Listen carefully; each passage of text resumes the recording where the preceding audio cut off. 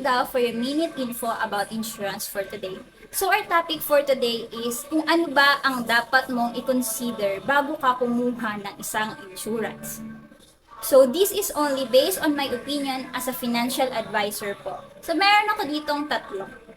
Ang kailangan po nating i-consider bago tayo magpirmahan kasama sa FA. The first one is yung company.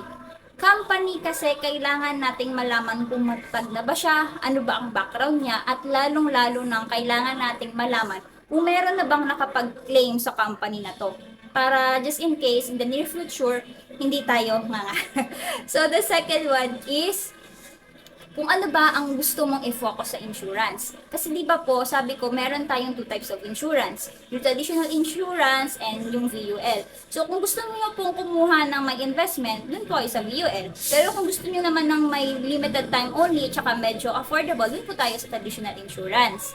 So the third one is, at para sa akin, dapat mo talagang pag-isipan is kung sino ba ang magiging financial advisor mo.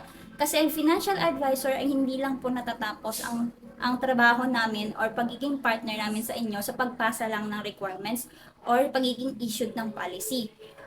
Our job is to be your lifetime partner kung saan tutulungan namin kayo sa mga future na uncertainties in life na kung sakaling kailangan yung mag-claim.